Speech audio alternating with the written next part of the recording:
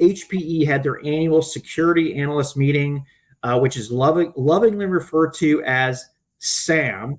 I have attended virtually or physically about 6 or 7 times over the last 12 years. I wasn't able to attend it, but the company keeps moving forward and doing exactly what they said. And here's let me just hit the net here. So each year, a company will revise its SAM, right, or its TAM. Essentially, what is the addressable market that we're going after? And I think the biggest one is that the company raised its SAM by $250 billion.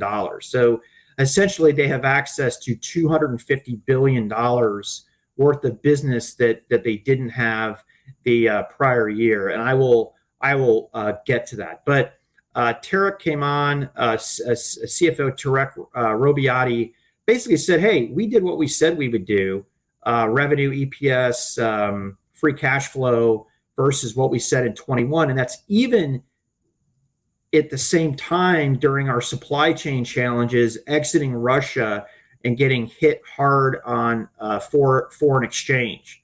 Oh, by the way, we took $300 billion more out of cost between 21 and 22 than we promised you in 2020. But hey, heck, these are really about the future. So what they did is they stuck to fiscal year 23, which was essentially low single-digit revenue, but better pass-through, right? By about double when it hits OPEX. So net between 22 and 24, transformation costs are going down, earnings going up, free cash flow conversion to the bottom line is going up. So I'm going to finalize with just some quick bullets on each of the businesses, which they carved up into cloud, edge, and data. And then part of those integral to that are things like financing and compute. So cloud, really, it's all about GreenLake, baby, right?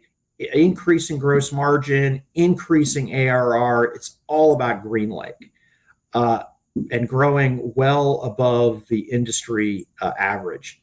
Edge, they say they're going to take market share, which is through edge switches, wireless LAN, and SD-WAN. Big surprise for me, Daniel. They said they're going to add data center switches, and less of a surprise, SASE, but data center switches are owned by Cisco. Right? Is there anybody still competing with them? Maybe in data center switches. So I got to drill down on that or ask network analyst Will Townsend what the heck is going on there. And then a data side, right? Adding stuff. We interviewed Tom Black as part of the 6.5 on the road, but increase in DR, backup, replication. Doesn't sound sexy, but man, there is a lots of money there. And compute, hey, it's what they were known for. We're going to increase the share on the edge.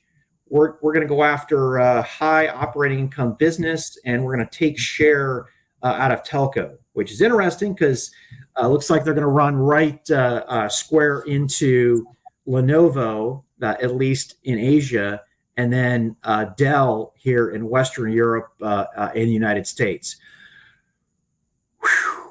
That's it. That's all I got, buddy. Check out my Twitter rant with all the numbers and all the slides. Pat, you did a good job of digging into the numbers. I think this is a continuation story. I think if you go back to some of the commentary I had about IBM, HPE is very much in the same boat. They have the same opportunity, slightly different portfolio and products, but the fact of the matter is hybrid cloud, edge, high performance computing, storage networking. This is the areas. It's been a multi-year show for Antonio Neri and the team about this migration to everything as a service. I continue to believe that HPE and GreenLake were at the forefront of this, understood and identified the trends early, built a comprehensive portfolio that looks far more impressive than its competitors at this moment based on the crawl for how it's doing the on-prem cloud. The growth, it continues to be sort of hard to be excited about. It's hard to be like, oh my God, 3%. And that's been the challenge. Now, I've broken this down on my earnings recaps a number of times where I've kind of looked at, when you move away from a CapEx model where you're selling big, high revenue and you go to this subscription approach, you tend to knock off short-term top-line gains in order to grow the ARR. But we all know that companies with large ARR are more valuable than companies that sell on CapEx. So the strategy is good. The market is demanding a faster pace of growth. That's why the stock has sort of moved sideways.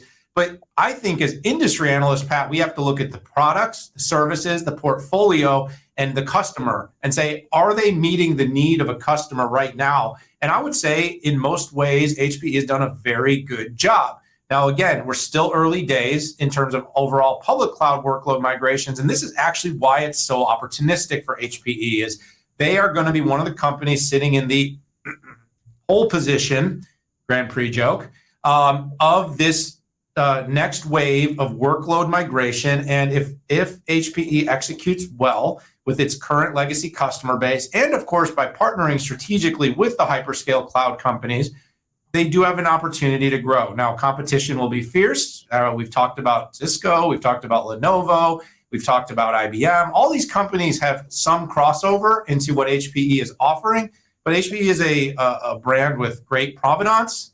They've got a strong portfolio. They were early to the game. The distribution of services are on the front edge of what's out there for on-prem cloud. And this meeting further reiterated that. Overall, good stuff, long-term, robust, but of course, we'd all like to see the growth numbers a little bit higher, a little bit sooner.